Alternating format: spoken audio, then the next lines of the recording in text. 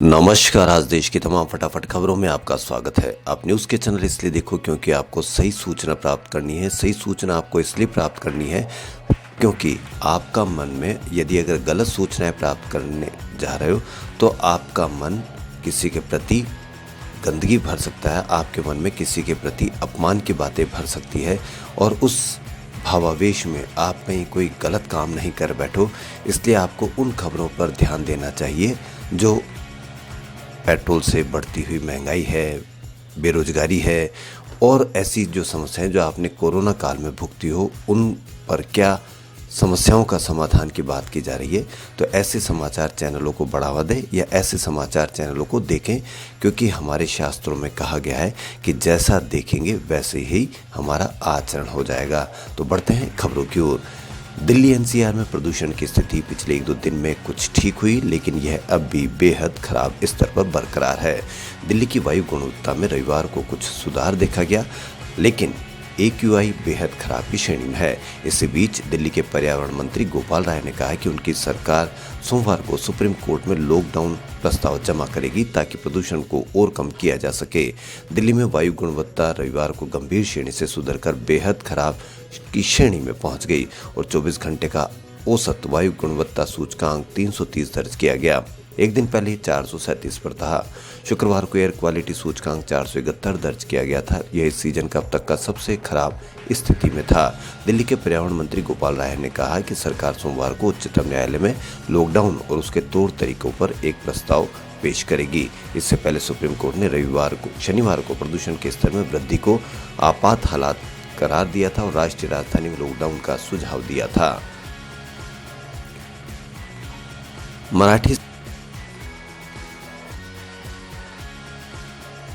साहित्यकार और वक्ता शिवा शाहीर बाबा साहेब पुरंदरे का आज सुबह 5:07 पर निधन हो गया। पिछले 3 दिनों से बीमार चल रहे बाबा साहेब का पुणे के दीनानाथ मंगेशकर अस्पताल में इलाज चल रहा था। सुबह 8:30 बजे उनके पार्थिव देह उनके निवास पर अंतिम दर्शनों के लिए रखा जाएगा। इसके बाद वैकुंठ शमशान भूमि में अंतिम संस्कार किया जाएगा। वे 99 साल के थे। उन्हें पद्म विभूषण और महाराष्ट्र भूषण पुरस्कार से सम्मानित भी किया गया। अपनी लेखनी के जरिए छत्रपति शिवाजी महाराज के चरित्र को महाराष्ट्र के घर घर तक पहुंचाने का श्रेय बाबा साहेब पुरंदरे को जाता है। साथ ही उन्हें देश विदेश में शिव चरित्र पर दिए गए व्याख्यानों के लिए भी जाना जाता है। उन्होंने शिव चरित्र पर 12,000 से ज़्यादा व्याख्यान दिए थे। मराठी साहित्यकार, इतिहासकार, नाटककार और वक्ता के तौर पर उनकी पहचान थी। पुरंदरे को छत्रपति शिवाजी के इतिहास के लेखन के रूप में भी जाना जाता है।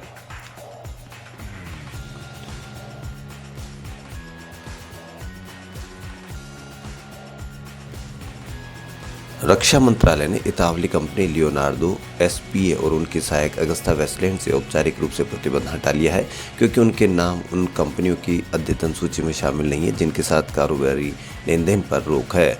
आधिकारिक सूत्रों ने रविवार को ये जानकारी दी। लियोनार्डो SPA और अगस्ता वेस्टलैंड को 2014 में 3500 करोड़ रुपए के VVIP हेलीकॉप्टर सौदे में भ्रष्टाचार के आरोपों के मद्देनजर प्रतिबंधित कर दिया गया था। लियोनार्डो SPA को पहले फिन मैकेनिका के नाम से जाना जाता था। रक्षा मंत्रालय ने 12 नवंबर को एक अधिसूचना जारी की जिसमें उनके साथ कारोबार करने से प्रतिबंधित निलंबित कंपनियों की सूची को अद्यतन किया गया। दोनों इतावली कंपनी सूची में शामिल नहीं है। भारत ने अनुबंध संबंधी दायित्वों को कथित उल्लंघन और सौदे को हासिल करने के लिए कंपनी द्वारा भुगतान किए गए रिश्वत के आरोपों पर 12 W101 VVIP हेलीकॉप्टरों की आपूर्ति के लिए अगस्ता वेस्टलैंड के साथ अनुबंध को समाप्त कर दिया था। रेलवे की विंडो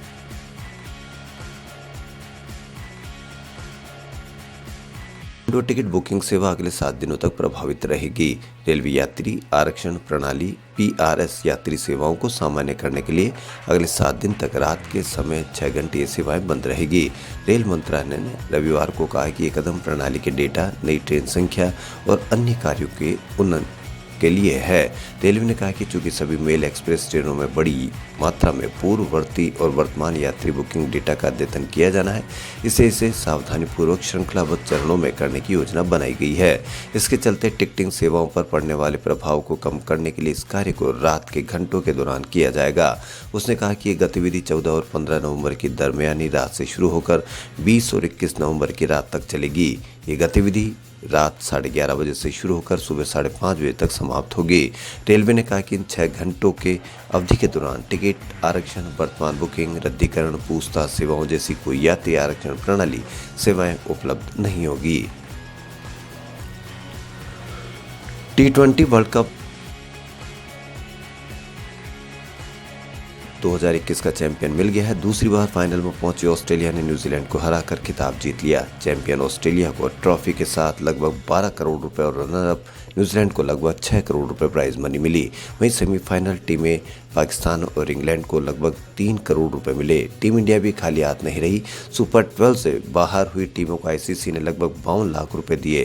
टूर्नामेंट में सबसे ज्यादा रन बाबर आजम के बल्ले से निकले। उन्होंने 6 मैचों में 303 रन बनाए। दूसरे नंबर पर ऑस्ट्रेलिया के सलामी बल्लेबाज डेविड वार्नर रहे।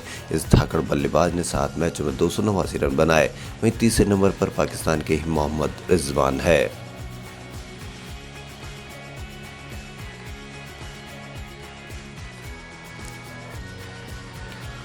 बात 30 जनवरी 1948 की है। भारत को आज़ादी मिले 6 महीने हुए थे। शाम हो चुकी थी, घड़ी में बज रहे थे 5:15। महात्मा गांधी बिरला हाउस के प्रार्थना सभा की ओर जा रहे थे। उनके साथ एक शख्स थे, गुरबचन सिंह, जिन्होंने गांधी जी से कहा था कि बापू आज आपको थोड़ी देर हो गई है। गांधी जी ने मुस्कुराते हुए जवाब दिया कि जो लोग देर करते हैं उन्हें सजा मिलती है। इस बात को कुछ मिनट ही हुए थे कि एक शख्स सामने आया और एक एक करके 3 गोलियां महात्मा गांधी के सीने में उतार दी। महात्मा गांधी की हत्या हो गई थी। गोली मारने वाला शख्स था नाथूराम गोडसे।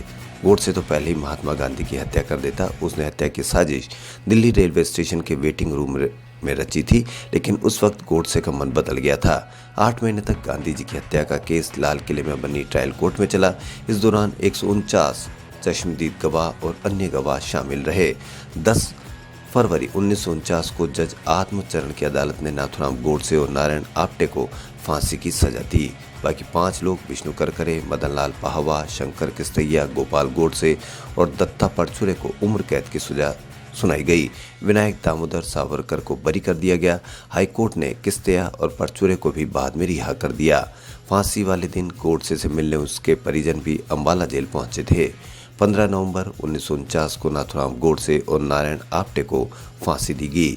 जिस दिन दोनों को फांसी की सजा सुनाई जा रही थी, उस दिन गोडसे के एक हाथ में गीता, अखंड भारत का नक्शा था और दूसरे हाथ में भगवा रंग का झंडा।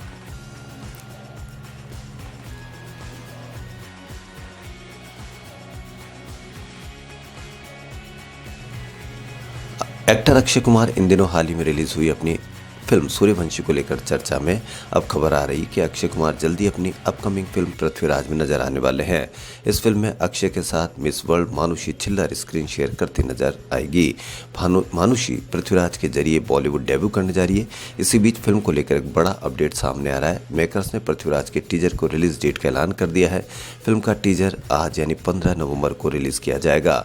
फिल्म समीक्षक तरण आदर्श ने पोस्ट शेयर कर लिखा है, फिल्म पृथ्वीराज अक्षय कुमार की अगली बड़ी रिलीज है। खबरों फिलहाल इतना ही। यदि आपको हमारा चैनल पसंद आए तो लाइक, सब्सक्राइब और शेयर अवश्य करें। धन्यवाद।